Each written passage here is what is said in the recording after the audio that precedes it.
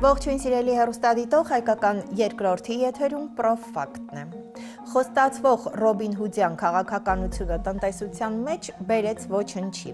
Նախկինների թալանածը կոպեկ առ կոպեկ, քյաբաբ առ քյաբաբ ետ բերելու արդյունքում աճեց պետական պարտքը, աղքատության ցուցանիշը եւ հարկերը։ Աշխատելը դառնում է անհնար եւ աղքատությունը գլխից իջնում է գրպանները, իսկ գրպանում հարմար տեղավորված է պետությունը։ Արտագաղթեք, եթե ուզում եք անվտանգ ապրել, ասում է Ադրբեջանն իր անկանոն կրակոցներով։ Արտագաղթեք, եթե ուզում եք առհասարակ ապրել, ասում է Նոր Հայաստանի իշխանությունը նոր օրենսդրական ու հարկային փոփոխություններով։ Միայն սահմանամերձ Սյունիքում արդեն 40,000-ից ավելի մարդ արտագաղթել է իրական Հայաստանից 6 տարվա ընթացքում։ Փաստեր, իրավիճակ, որ պրոֆակտի տաղավարում վերլուծում են բացառապես պրոֆեսիոնալները։ Մեսրոպ Արաքելյան, ֆինանսաբանկային համակարգի մասնագետ, տնտեսագետ, Երևանի պետական համալսարանի դասախոս, տնտեսագիտության թեկնածու։ Եղել է Հայաստանի Հանրապետության վարչապետի խորհրդական հասարակական հիմունքներով, Հայաստանի Հանրապետության աշխատանքի և սոցիալական հարցերի նախարար, Արցախի պետնախարարի խորհրդական, Ապրելու երկիր կուսակցության համահիմնադիր, Ապրելու Արցախ և Ապրելու հիմնադրամների համահիմնադիր։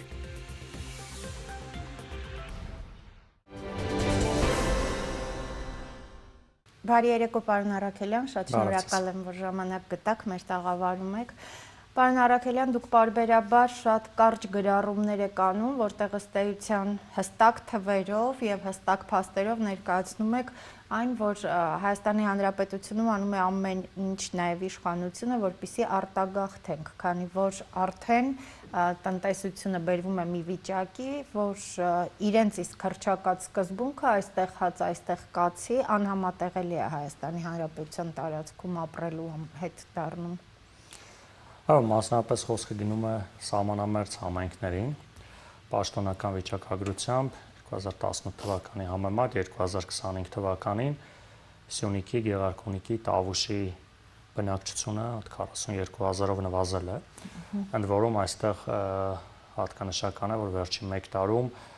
Արցախի մեր հայրենակիցների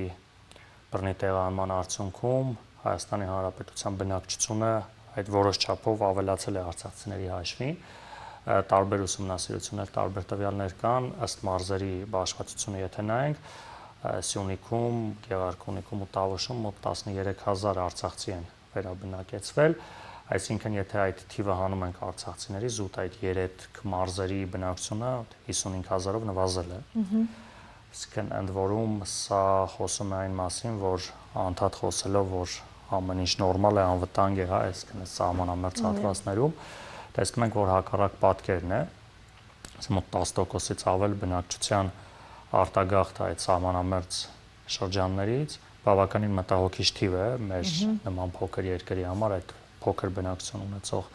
հատվածներում եւ կառավարությունը նույնիսկ եթե այս պահին օբյեկտիվ սուբյեկտիվ պատճառներով տեսնում ենք, որ անվտանգային միանշանակ երաշխիքներ չկան այդ մարզերի համար, գոնե սոցիալ-տնտեսական առումով պետք է ստեղծի այնպիսի բարենպաստ պայմաններ, որ մարդիկ կրելով որոշակի ռիսկ, չեմ ասում գնան այնտեղ ապրեն, բայց գոնե չարտագաղթեն, սակայն մենք տեսնում ենք, որ այդ սահմանամերձ գյուղերից մարդիկ առնվազն ներքին արտագաղթ է տեղի ունենում, տեղափոխվում են այլ մարզեր, հիմնականում նաև Երևան, ինչը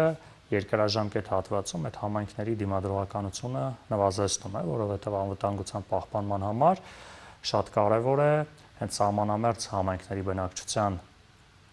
ավելացումը, տեղի ենթակառուցվածքների ստեղծումը։ Իդեպ մի փոքր պատմական օրինակ բերեմ, ներքին Խնձորեսկ գյուղ կա, որը հենց սահմանի վրա է, ուրեմն երբ որ նայում ենք այդ ներքին Խնձորեսկը, այդ հիմնական այդ Գորիսի շրջանից մի փոքր sense կտրված բավականին հեռու է, ինչ է տեղի ունենում, ուրեմն 80-ականներին խորհրդային միության իշխանությունները այդ հատվածում արոտավայրեր են լինում, ու որոշում են կայացնում նախնական քննարկում, որ այդ ներքին Խնձորեսկի հատվածը տան Ադրբեջանին, հաշվի առնելով որտեղ արոտավայր է եւ դրանք այդ անասուն պահող ժողովուրդ են, այդտեղ ոնց որ մի քանի հատվածներ եղել է, չէ, հիմնականում Տավուշում եւ Սյունիքում էլի այդ 70-80-ականներին, մի խոսքով այդ հատվածը տան ադրբեջանցին են, այդ որոշման քննարկմանը զուգահեռ Կարեն Դեմիրճյանը այդտեղ հիմնում է այդ ներքին Խնձորես գյուղը։ Ու այդ 84 թե 85 թվականին, այսինքն ինքը Հայաստանի ամենավերջին գյուղն է հիմնադրված, այսպես ասած։ Ու միանգամից այդ Խնձորեսկից, Գորիսից ինչ որ ընտանիքներ արագ տանում այնտեղ բնակեցնում, ասում այդտեղ մենք գյուղ ունենք, չենք կարող այդ տարածքը տալ, այս շատերը չգիտեն այս պատմությունը, նաև ինձ եւ Դեմիրճյանների ընտանիքն եմ պատմել եւ նաև այդ ներքին Խնձորեսկի բնակիչներին, ինչի համար եմ սա ասում, որ այդ հատվածներում այս բնակչությունն է պահում մեր անվտանգությունը, նաև ենթակառուցվածքներ, բիզնեսներ, սակայն կառավարությունը տեսնում ենք, որ այդ համայնքների նկատմամբ զրո ուշադրություն է դարձնում եւ որևիցե ձևով չի նպաստում ներքին արտագաղթին։ Այո, ըստ էության բոլոր ժամանակներում, պարոն Առաքելյան, տնտեսական նաև բաղադրիչը հենց խորհրդային միության այս տարիներին հաշվի առնելով փորձել են ելքեր գտնել, որպեսզի այդ տարածքները թեկուզ Հայաստանի Հանրապետության սահմանների մեջ պահել եւ առհասարակ բնակեցնել։ Հիմա Ադրբեջանից կրակում են անվտանգային առումով մենք խոցելի ենք, սրա մասին շատ խոսվում է։ Հայաստանում տնտեսությունը, բացի նրանից, որ սոցիալական ծրագրեր չեն մշակվում սահմանամերձ գյուղերի համար, տնտեսությունն ըստ էության տնտեսվարողներին, փոքր միջին բիզնեսի համար բավական վատ պայմաններ է ստեղծում։ Ինչ է սա նշանակում? Այսինքն կարելի է ասել, որ ինչ որ առումով խրախուսվում է հենց արտագաղթը։ Նույնիսկ շատ իշխանությունը թքած ունի նման process-ների վրա, հիմա իշխանության համար մեկ է այդ գյուղերում մարդ կապրի, չի ապրի, այսինքն չկա որևէ մտահոգություն այդ առումով։ Հիշենք կառավարությունը մի եզակի արդյունավետ ծրագրերից մեկը է, թե հիշենք այդ սահմանամերձ գյուղերում բնակարանաշինարարության ծրագիրն էր, որը բավականին կարելի ասել արդյունավետ հետաքրքիր ծրագիր էր այդ գյուղերում, որ մարդիկ գումար էին ստանում, վարկեր եւ այդտեղ հիպոթեկով տներ են կառուցում։ Բավականին որոշակի ակտիվություն եղավ եւ Տավուշի մարզում եւ նաեւ Սյունիքի մարզում տարբեր հատվածներում մարդիկ սկսեցին տներ կառուցել։ Բայց չգիտես ինչի կառավարությունը տենց մի անգամից հանկարծակի որոշեց, որ այլևս ֆինանսական միջոցներ չունեն այդ ծրագրի համար եւ այդ ծրագիրը փակել է եւ թողել են ընդամենը 4 գյուղում, այդ Տավուշի 3 գյուղ եւ Վայոց ձորից մի գյուղում անհասկանալի տրամաբանությամբ ու փոխանակ այդ ծրագիրը ավելի մեծ ինտենսիվությամբ, ավելի մեծ բյուջետային միջոցներ ներդնեին պարգևավճարների ու անիմաստ ծախսերի փոխարեն, ընդ որում դա հսկայական գումարների մասին չէր խոսքը, եթե նայենք բյուջեի շատ փոքր տոկոսն էր, այդ սոցիալական բյուջեում էր, այսինքն տարեկան մի քանի միլիարդ դրամ այդ հատկացումները, ասենք, չէր կազմում նույնիսկ, ասենք 1% սոցիալական ոլորտի ծախսերի, այսինքն 1%-ից քիչ հատկացում էր կատարում, հետաբար այս ծրագիրը կարող դառնալ բավականին կարևոր գործոններից մեկը, իհարկե շատ դժվար է եւ որևիցե մեկը իրավունք չունի այդ մարդկանց մեղադրելու, նույնիսկ ամենափոքր կրակոցի նկատմամբ յուրաքանչյուր ընտանիքի որոշումը եզակի է եւ մենք պարտավոր ենք ընդունել այդ որոշումը այնպես ինչպես կա անկախ, ել եմ ասում, որևիցե սոցիալական, տնտեսական բաղադրիչ երբեք չի կարող միանշանակ փակել անվտանգային խնդիրները, յուրաքանչյուր ընտանիք ինքն է որոշում իր անվտանգության նկատմամբ եւ ռիսկերի կրել, բայց երբ որ մարդիկ ունեն սոցիալական խնդիրներ, տնտեսական խնդիրներ ու մի բան էլ անվտանգային խնդիրներ, այդ մարդը ասում է լավ էլ ինչի պիտի ստեղ ապրեմ։ Այսինքն գոնե մարդը պետք է իմանա, չէ, որ ասենք սոցիալական հիմա տեսեք ինչ կա։ Նույն խոսեցինք փոքր բիզնեսի հարկերը բարձրանում է։ Այդ նույն փոքր բիզնեսի հարկերը բարձրացել է սահմանամերձ գյուղերում։ Բազմից սարը թեղել է ասել, որ այդ ընդհանրապես հարկերի հավաքագրման մեջ մենք պետք է հասկանանք նաև դրա արժեքը։ Սահմանամերձ գյուղերում բիզնես գործունեություն ծավալող այդ փոքր խանութները, որ ձեր եթերում ենք առիթ ունեցել խոսելու, որ այդ խանութները երբեք չեն կարող խոշորանան, որովհետև այդ գյուղը սահմանափակ է, եթե ապրում է 300 հոգի, այդ գյուղում գտնվող խանութի շրջանառությունը միշտ լինելու է սահմանափակ։ Իսկ այնտեղ ոչ չարաշահում կարող ես անել, ոչ ինչ որ այլ խնդիրներ։ Հետևաբար այդ գյուղերը, որը նաև խնդիրը ոչ միայն բիզնես է, չէ, ինքը նաև այսպես ասած պարտադիր բնույթ են կրում այդ խանութների արկայությունը նաև բնակչության սպասարկման համար։ Հետաբար այդտեղ ամեն ձև պետք է կառավարությունը խրախուսի։ Կառավարությունը պետք է խրախուսի, որ նաև բիզնեսմենները կրելով որոշակի ռիսկեր, իրենց բիզնեսը տեղափոխեն սահմանամերձ գյուղեր, այսինքն հարկերից ազատի, բայց ավելի արդյունավետ։ Հիմա օրենք կա, բայց էլի նորմ չի գործում այդ օրենքը։ Գնալ սահմանամերձ գյուղերում բիզնեսներ դնել, այդ սահմանամերձ գյուղերում գտնվող բնակիչներին ընդունել աշխատանքի, օրինակ մի մոդել է, որը առիթ եղել է խոսելու, որ այդտեղ այդ մարդկանց եկամտային հարկից ազատ են։ Իսկ եթե մարդը մնում է իր գյուղում ու ինչ որ մեկն էլ գնում է բիզնես է անում, բիզնեսմենին էլ է ձեռ տալիս, այսինքն ավելի էժան աշխատուժ է լինում։ Դա բիզնեսմենը այդ ռիսկը կրի, գնա մի սահմանամերձ գյուղում բիզնես դնի, մեծ տարբերություն չկա այդ բիզնեսը որտեղ լինի։ Ուտեղ պահեն այդ համայնքները, բայց տեսնում ենք, որ կառավարությունը որևիցե ջանք չի գործադրում եւ այսպես ասած, ինչպես ամբողջ երկրում, սահմանամերձ գյուղերում առավել եւս ամեն մեկը պետք է իր գլխի ճարը տեսնի։ Պարոն Արաքելյան, ձեր տպավորությամբ, այսինքն սրանք բնականաբար խորհուրդներ կարող են խորհրդատվություն դժվար չէ ունենալ, այսինքն տնտեսության նկատմամբ այսպիսի էս անողոք դաժան էս վերաբերմունքը, սա ծրագրված է, թե ուղղակի նորից ելքեր չգտնելու մասնագետների չներգրավելու արդյունքում է։ Այս մարդիկ չեն հասկանում տնտեսությունից, որովհետև թե մասնագիտական տեսանկյունից փորձեմ գնահատական տալ, տնտեսական են ծրագրերը, որ առաջ են քաշվում, քննարկումները, հիմնավորումները, որ բերում են, մարդիկ ուղղակի չունեն տնտեսագիտական նույնիսկ այն զրոյական ամենացածր մակարդակի կրթություն։ Ու այդ ընդ որում նաև որ նայում ես այդ մարդկանց կենսագրությունը, չունեն նաև բազային տնտեսագիտական կրթություն։ Ունեն տենց ինչ-որ ինֆորմացիա, ոնց որ հիմա յուրաքանչյուրս ինչ-որ ոլորտից կարող ենք ինֆորմացիա ունենալ։ Այսինքն նման գիտելիքներով մարդկանց հիմա վստահվել է Հայաստանի ֆինանսական ոլորտը, հա, բյուջետավորումը, տնտեսության զարգացումը, չկա, ընդ որում մենք չունենք տնտեսական ծրագիր, այսինքն որն է պետությունը, մենք ինչպիսի տնտեսություն ենք, ինչպիսի կառուցվածք ենք ուզում ունենալ։ Ռոբին Հուդյան պիտի։ Ընդամենը ինչ է, որ ընթացիկ ոնց ամբողջ իշխանությունն է այդ բոլոր ոլորտներն այդպես։ Այսօր եթե կա մի խնդիր փորձեն այս խնդիրը լուծեն, ինչ որ sense կտրված, ինչ որ մի ծրագիր անեն, հետո այդ ծրագրի մասին մոռանան, եթե մի հատ խնդիր կա լուծում են, հետո մոռանում են խնդրի մասին, այսինքն տնտեսական քաղաքականություն այսօրվա կառավարությունը չունի։ Իսկ մենք երկարաժամկետ հատվածում 10 տարի, 20 տարի հետո ո՞րն է մեր տնտեսության կառուցվածքը, որ ճյուղերն է մեր համար առաջնահերթ, իսկ ինչպեսի տնտեսություն ենք ուզում ունենանք, այդ տնտեսության զարգացումը եւ վերջո մարդկանց կյանքում ինչա փոխում, որովհետեւ տեսեք, անդադ խոսում են տնտեսությունը աճում է, հարկային եկամուտներն աճում են, բայց երբ որ մենք նայում ենք, աղքատությունը շարունակ է մնալ նույն մակարդակի վրա, էլի 25% աղքատություն կա։ Այսինքն դա ինչ է նշանակում, որ տնտեսության ու մարդկանց բարեկեցության կապը կտրված է։ Այո, մի քանի խոշոր ընկերություններ սկսում են ավելի շատ արտադրել, որ արտահանումներ մուծումով են զբաղվում ու դրանից համախառն ներքին արդյունքը աճում է, բայց դա մարդկանց 99%-ի հետ կապ չունի։ Ինչ որ մի խումբ հարստանում է։ Մեր տնտեսության ամենալուրջ խնդիրը, որը տասնամյակներով կա շարունակում մնալ, եկամուտների բևեռացումն է։ Այսինքն տնտեսության զարգացումը նպաստում է ավելի շատ հարուստների հարստացմանը, քան աղքատների։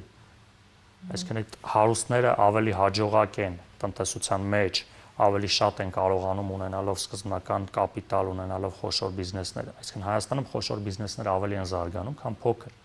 Որտեղաբար այդ տնտեսական աճը գնում է դեպի խոշոր բիզնես, խոշոր բիզնեսի սեփականատերերին։ Երբ որ նայում ես այդ խոշոր հարկատուներ կան, լավ, ենթադրենք լավ այդ խոշոր հարկատուները հարկ են վճարել։ Բայց այդ վճարած հարկից, եթե նայում ես ասենք շահույթ հարկ են վճարել, նշանակում է, որ մոտառնվազն մի 5 այդքան շահույթ են ստացել, որ դրա մի մասն էլ հարկ են վճարել։ Հիմա այդ շահույթը գնում է սահմանափակ թվով մարդկանց մոտ։ Ընդհանրապես տնտեսության զարգացումը նորմալ երկրներում նա է, որ հարկերի մեծ մասը փոքր բիզնեսն է վճարում։ Այսինքն ի՞նչ է նշանակում, ինչքան շատ ընկերություն հարկ է վճարում, նշանակում է այդքան շատ ընկերություն շահույթ է ստանում ու այդքան շատ ընտանիք հարստանում։ Իսկ մեր մոտ այդ խոշոր ընկերությունները հիմա գլուխ են գում, լավ, Զանգեզուրի պղնձամոլիբդենային կոմբինատը շատ հարկ է վճարել, ապրի, լավ է։ Բայց եթե շատ հարկ է վճարել, շատ է շահույթ է ստանում։ Ու այդ շահույթը բայց գնում է 1-2 սեփականատիրոջ։ Հետևաբար փոքր բիզնեսի նկատմամբ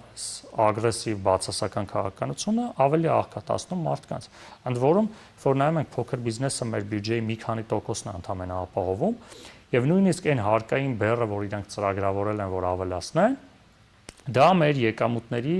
1%-ի աճ է տալու լավագույն դեպքում։ Իսկ այնքան փոքր։ Բայց այսինքն վտանգը կա։ Իհարկե վտանգ կա, երբ որ դու հարկերը բարձրացնում ես, դա էլ է այն տնտեսագիտական այն կանոններից մեկն է, դա չի նշանակում, որ հարկերը ավելանում են։ Այո։ Որտեղ մի մասը չի կարողանում այդ հարկերի պատճառով աշխատի, մի մասը փորձում է խուսափել ավելարկում։ Այսինքն չի նշանակում, եթե դու 5%-ից սարքել ես 10% հարկը,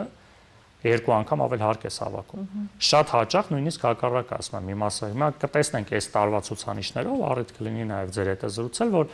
այս հարկերի երկու անգամ բարձրացումը փոքր բիզնեսի չի ապահովելու այնքան նույնիսկ եկամուտ, որը նրանք պլանավորել են։ Այս ամբողջ տարիների ընթացքում պարոն Արաքելյան, նաև դուք գրառում եք արել, որ ըստ էության ավելացել է, հա, այդ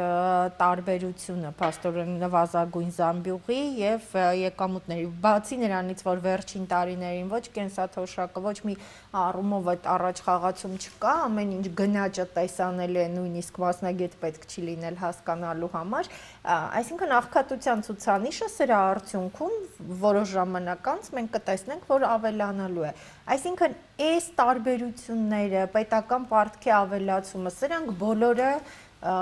բացարձակ ինչ-որ բան չեն հուշում, որ պետք է քաղաքականությունը փոխել այստեղ։ Չէ, քաղաքականություն իրականացնողներին պետք է փոխել։ Այսինքն քաղաքականություն փոխել պետք է խոսել այն ժամանակ, երբ որ մարդիկ ունակ են, որ մարդիկ ինչ-որ մի բան են անում, որ պետք է որոշակի ճշգրտումներ տան։ Բայց այն տնտեսական քաղաքականությունը, որ իշխանությունը անում, այստեղ փոխելու բան չկա։ Մարդիկ լրիվ տապալում են տնտեսությունը եւ այսօրվա տնտեսությունը կա բացառապես իներցիայի եղած բազայի հիման վրա։ Հիմա ինչ էր վերջի տարիներին տեղի ունենում ռուս-ուկրաինական պատերազմի արդյունքում տնտեսական բավականին մեծ ակտիվություն եղավ ֆինանսների, բիզնեսների հոսք Հայաստան,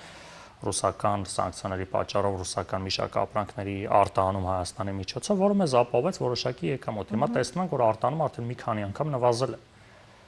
Հետևաբար այն քաղաքականությունը, որը այս իշխանությունը վարում է, չեմ ասի թե առաջիկա մի ամիսներին լուրջ տնտեսական կոլապս կլինի, բայց երկարաժամկետ հատվածում մենք լուրջ խնդիրների ենք հանգում։ Նաև նշեցիք արտաքին պարտքի մասով։ Այո, այդ պարտքի ավելացումը բավականին լուրջ խնդիր է առաջացնում ոչ միայն պարտքի ծավալով, այսինքն այստեղ խնդիրը ոչ միայն նա է, թե մենք ինչքան պարտք ենք վերցրել, այլ թե ամեն տարի ինչքան այդ պարտքի համար ինչքան ենք վճարում։ Այսինքն պատկերավոր ասած ոչ միայն կարևոր է որ թե մարդը ինչքան վարկ ունի, չէ՞, այդ մարդը, որ ասում են ենթադրենք 50 միլիոն վարկ ունի, չի կարելի միանգամից հասկանալ այդ մարդու մոտ խնդիր կա թե չկա, այլ խնդիրը հաշվարկում են ժամանակ, թե մարդը ամսական ինչքան է վճարում վարկի համար, չէ՞, յուրաքանչյուր ընտանիք։ Ու իր եկամուտի որ տոկոսն է։ Թե դուք ստանում եք 1 միլիոն դրամ ու 900,000 վարկ եք վճարում, այդ շատ ավելի վատ է, քան եթե մեկը ստանում է 5 միլիոն դրամ եւ վճարում է 2 միլիոն վարկի։ Իսկ նա չի ասում 2 միլիոն վճարողը ավելի վատ վիճակում է, բայց եկամուտն է կախված։ Հիմա տեսեք, 2025 թվականի բյուջեն արդեն նախատեսված է 395 միլիարդ, այսինքն մոտ 1 միլիարդ դոլար պետական պարտքի միայն տոկոսի վճարում։ Հիմա որպեսզի պատկերավոր լինի, այդ գումարը ավելին է, քան օրինակ կրթության ոլորտին տրամադրվող գումարը, կամ առողջապահության ոլորտին։ Այս տեմպերով որ գնա, մի 2-3 տարի հետո մեր պետական պարտքի վրա մենք ավելի շատ փող ենք ծախսում, քան պաշտպանության ոլորտի, որը միշտ եղել է ամենակալը։ Հետևաբար պետական պարտքի սպասարկումը խայտարակ բարձր ցուցանիշի վրա է։ Ոչ միայն այդ միլիարդավոր դոլարների պարտք այլ մենք ամեն տարի, այսինքն ինչ է նշանակում, տեսեք, հարկեր է հավաքագրվում ու այդ $1 միլիարդ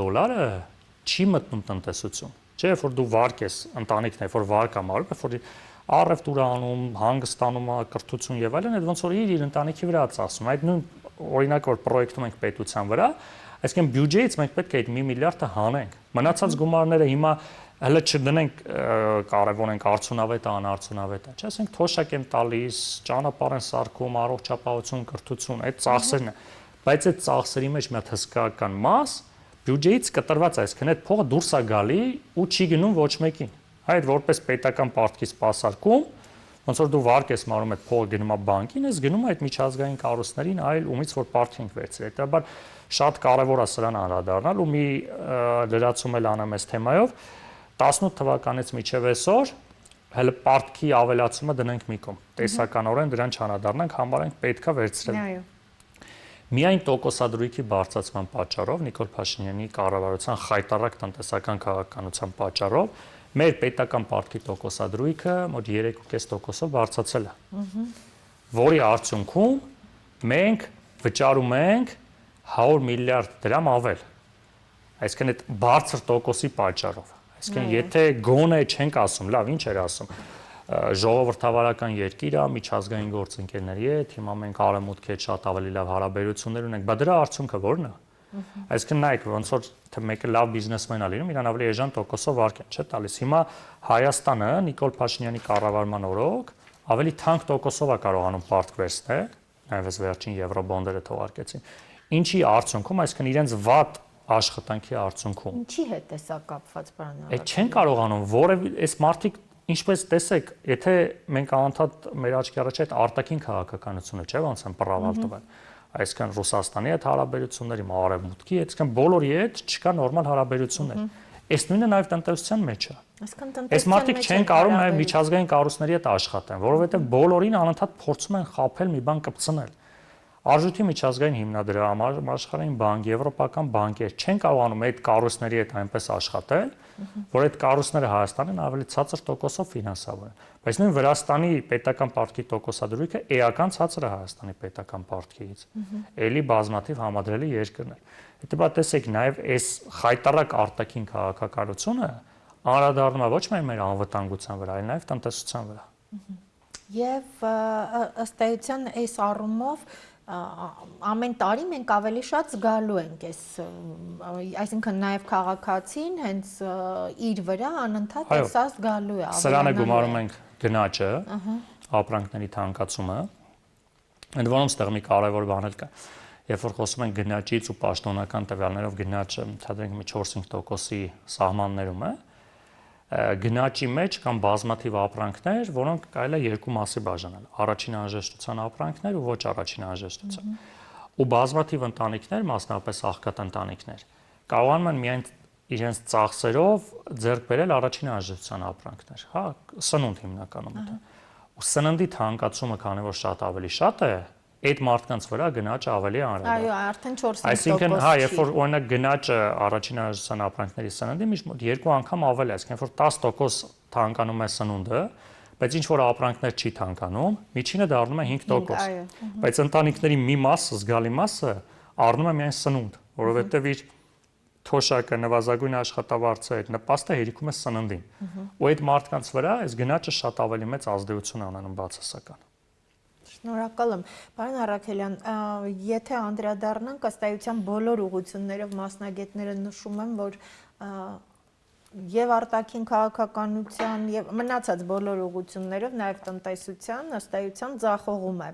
Մյուս կողմից մենք տեսնում ենք տեղական ինքնակառավարման մարմինների ընտրությունների արդյունքները, տեսնում ենք, որ վստահության ցուցիչը շատ ցածր է, մասնավորապես հենց ապրելու երկիր կուսակցության տեխնացում Փարաքարում կարողացավ այսպես վերջին շրջանի համար իրականում աննախադեպ հենց հաղթանակ գրանցել, միանձնյան նաև քաղաքապետի պաշտոնը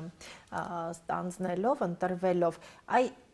Ժողովրդի մեջ կա այդ գիտակցությունը ամենայն դեպս գոնե տնտեսվարողների, որ այս փոփոխությունները հնարավոր չեն եւ չի կարող ավելի լավ լինել իրենց բիզնեսի գործերը նաեւ այս կառավարման արդյունքում։ Տարեստարի ավելի է նկատվում հասարակության դժգոհությունը նաև սոցիալ-տնտեսական, մասնապես այս տարվա սկզբում այդ հարկերի թանկացում, գույքահարկ, շրջանառության հարկ եւ այլն։ Ու եթե արտաքին քաղաքական անվտանգության մարսով այս իշխանությունները կարողանում են այդ իրենց հերթական հեքիաթներ պատմելով մեղքը գցել նախկինների վրա, ռուսների վրա, տարբեր չէ, բոլորը մեղավոր են իրենցից բացի ու ցավոք այդ մանիպուլյացիան որոշ չափով ազդում է հասարակության վրա, ապա այստեղ չկա որևէ տրամաբանություն, օրինակ ինչով է մեղավոր Ռուսաստանը, որ Հայաստանում շրջարկը բարձրանում է, չէ՞ կամ ինչ որ մնացած այլ սոցիալ-տնտեսական խնդիրներ։ Հետևաբար հասարակությունը, եթե նաև անվտանգային հարցերով իրեն չի համարում դրա շահառու, այսպես ասած, հա, մեծ հաշվով բացի, ասենք հիմա անկեղծ լինենք, հասարակության մեծ մասը որոշ չափով նաև իներտ է սահմանում տեղի ունեցող թեկուզ այդ կրակոցներից ի տարբերություն այնտեղ ապրողներին, որ հաղորդման սկզբում խոսեցին։ Բայց սոցիալ-տնտեսական խնդիրները, երբ որ գալիս է գրեթե յուրաքանչյուր ընտանիքին անդրադառնում է սկսած խոշոր բիզնեսից մինչև ցածր եկամուտ ունեցող ընտանիք, այս մարդիկ տեսնում են, որ այս իշխանությունների վարած քաղաքականությունը նաև իր ընտանիքի վրա է բացասական անդրադառնում։ Ու տեղ հեքիաթների էլ չի հավատում։ Ու այս, ասենք, ո՞րն է հեքիաթը, թե ինչի է գույքահարկը բարձրացել։ Չէ, իշխանության օրոք բարձրանում է գույքահարկը, իշխանության օրոք այլ հարկեր են բարձրանում։ Իսկ այստեղ էլ հեքիաթներ չի լինում պատմել։ Ու այստեղ այո հասարակությունը սկսում է հիասթափվել, որովհետև հասարակության նաև դժգոհություններից մեկը 18 թվականի հեղափոխության ժամանակ նաև սոցիալ-տնտեսական էր։ Չէ, այսինքն ինչ կար հրանցվել էր հասարակությանը որոշակի նաև արդարացիորեն, որ տարբեր պատճառներով դուք վատ եք ապրում, չէ՞, կան մարդիկ, պաշտոնյաներ, օլիգարխներ թալանում են, հարստանում են, դուք վատ եք ապրում։ Հիմա ժողովուրդն ասում է, լավ, այդ մարդիկ չկան էլ, պաշտոնյա չեն, հա, ու ինչ ենք մենք էլի վատ ապրում։ Ինչ եղավ, հա, ասենք, եթե պետք է բան փոխվեր մեր կյանքում, եթե էլ եմ ասում անվտանգության հարցով տարբեր խնդիրներ կար, բայց այն որ հասարակությունը ունի նաև բնական պահանջ, ընդ որում շատերը նաև դժգոհում են հասարակության որոշ շերտից, մտածում են բարեկեցության մասին։ Բոլոր հասարակություններն են մտածում։ Յուրաքանչյուր անձ, յուրաքանչյուր ընտանիք ուզում է լավ ապրի։ Այսինքն երկու կոմպոնենտ կա՝ բարեկեցություն, անվտանգություն։ Ու շատ նորմալ է, որ մարդիկ ուզում են լավ ապրել, ու մարդիկ մտածում են իրենց սոցիալական խնդիրների մասին։ Ու բայց հիմա տեսնում են, որ անվտանգություն չկա, ու արդեն երկրորդ կոմպոնենտը բարեկեցություն բավականին խոցելի է, ու մարդիկ տեսնում են, որ ավելի վատ է վիճակը։ Եվ անորոշության է։ Այո, նաև այդ անորոշություն, ընդ որում այդ անորոշությունը շատ կարևոր գործոն է, որ նշեցիք, մեծ ռիսկ է նաև բիզնեսի համար։ Օրինակ չկա որևիցե բիզնեսմեն, որին հիմա հարցնես, օրինակ ինչպես է պատկերացնում քո բիզնեսը, ասենք 5 տարի հետո։ Իսկ նորմալ բիզնեսը գոնե պետք է 5 տարվա հեռանկար ունենա։ Այսինքն այսօր յուրաքանչյուր բիզնես, յուրաքանչյուր ընտանիք առավելագույնը պլանավորում է իր տնտեսական կյանքը, ու երևի միջև տարեվերջ, հա, մի քանի ամսվա լավագույն պլանավորումն է։ Դրա բարավ նաև այս իշխանությունների վարած քաղաքականությունը բերում է նաև ներդրումների արտահոսքի նվազման, որովհետև Հայաստանում այն անկանխատեսելիությունը, որ Նիկոլ Փաշինյանը ձևավորել է, բոլորի վրա բացասական է անդրադառնում, սկսած իր անհասկանալի վարքագծից։ Էլ չասած այն, որ հենց մենք սովորել ենք Նիկոլ Փաշինյանի այս ազգային ժողովի այդ շոուներին, չէ՞, տենց որ անակնկալ չի ցավոք։ Բայց պատկերացրեք դրսի ներդրողը նայում է Հայաստանի Հանրապետության ազգային ժողովի նիստ։ Այո։ Այդ մարդը առնվազն կվախենա գա Հայաստան։ Ելուր մնաց գաստ է ներդրում անի։ Այսինքն նույնիսկ ոչ տնտեսական, այդ քաղաքական վարքագիծը իշխանությունների։ Հիմա պետք է մենք նստենք նայենք այդ երկրում ազգային ժողովում, թե երկրի ղեկավարությունը իրեն ոնց է պահում։ Այսինքն շատերը կվախենան նույնիսկ այդ երկիր գնան, չէ՞, ելուր մնաց գնան ներդրում անեն։ Հիմա այս մարդիկ չեն հասկանում, որ իրենք երկիր են ներկայացնում, երկրի հեղինակություն, երկրի վստահությունը կախված է երկրի վարչապետից, մնացած պաշտոնյաների վարքագծից։ Այդ իրենք են այս պահին ցավոք ի պաշտոնե երկրի դեմքը ու նաև ներդրողների համար ու նաև որ նշեցինք, երբ որ մարդիկ նայում են Նիկոլ Փաշինյանի ու իր թիմի այս ազգային ժողովի այս շոուները, հետո գնում են խելոք այս մարդկանց հետ խոսում, այս մարդիկ հիշում են, չէ, ինքը դուք ոնց որ չի լինում ձեր այդ նորմալ բանակցել, դուք վստահելի գործընկեր չեք։ Ու այո, միակ լուծումը իշխանության հեռացումն է, որի վերջը պետք է ձևավորվի բան իմաց կարևորը, որ ոլորտներից հասկանան մարդիկ։ Պետական պաշտոնյան պետք է լինի իր ոլորտի լավագույն մասնագետներից մեկը։ Չի կարող տնտեսական թիմում գտնվող պաշտոնյաները այսօր ես վստահ եմ, որ այս մարդիկ, որ ես ինքս էլ դասավանդում եմ, տնտեսագիտական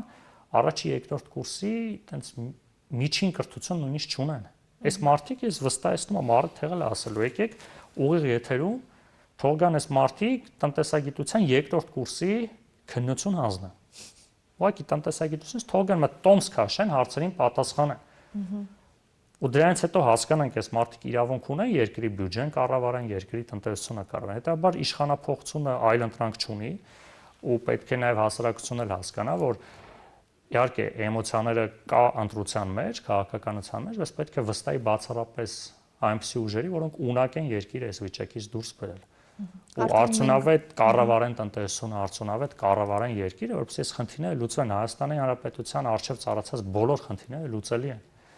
Շատ այս պահին դեռ լուծելի են։ Իհարկե, որտեղ առավելևս տնտեսական, պետք է ունենալ որակյալ թիմ ու այն ռեսուրսը, այն պոտենցիալը, որը Հայաստանը ունի, ես վստահեցնում եմ, որ շատ արագ մենք կարանք ունենանք այնպիսի որակյալ տնտեսություն, որ էապես նվազեցվի առաջին հերթին աղքատությունը, ու նաև փոքր բիզնեսը ու բազմաթիվ մարդիկ կարողանան իրենց բիզնես հաջողություններով ունենալ բարեկեցիկ ընտանիք։ Եվ այս առումով էլ Հայաստանը արդեն ավելի վստահ է։ Ու նաև ամենակարևորը սա նաև կխթանի այդ արտագաղթի զսպմանը, որովհետև նաև բարեկեցությունը, տնտեսական զարգացումը այն գործոններից մեկն է, որ մարդկանց հետ է պահում արտագաղթից, իսկ հիմա մեր մոտ հակառակ պատկերն է։ Արտահերթ ընտրություններ կանխատեսում եք, պարոն Առաքելյան։ Անկեղծ ասած, այս պահին քաղաքական նախադրյալները շատ թույլ են, առավելևս թե ժամանակային առումով նայենք 1 տարի է մնացել, եւ բոլոր ուժերն էլ մեծ հաշվով չեն փորձի գնալ ֆալստարտի, որևէ քաղաքական process գեներացնեն ընտրություններից առաջ, որը կտապալվի, հետեւաբար նաև չկա այն միջավայրը, որ արտահերթ ընտրությունների ինչ որ հող նախապատրաստվի, նաև հանրային մեծ հանրությունն էլ է արդեն տրամադրված, որ հաջորդ քաղաքական մեծ process-ը լինելու է ընտրությունները։ Փաստ է, հիմա նաև հանրությանը չպետք է մոլորեցնել, որ հերթական անգամ ասել բան չմնաց, մի ամսից, երկու ամսից կհեռանա, ուղղակի հանրությանը պետք է շատ ճիշտ աշխատել, որ 26 թվականի ընտրությունները դառնա այս իշխանության ավարտը։ Շնորհակալ եմ։ Շնորհակալ։ Շիրլի Արուստադիտող հայկական երկրորդի եթերում պրոֆակտն է, իրականում ի տարբերություն շատ դեպքերի, երբ մենք անընդհատ հետևանքների մասին ենք խոսում ու դա ներկայացնում, Մեսրոպ Առաքելյանը իր եւ առհասարակ գրառումներով եւ այսօր մեր տաղավարում խոսում է ելքերի մասին, հստակ հնարավոր տարբերակների մասին, պրոֆեսիոնալ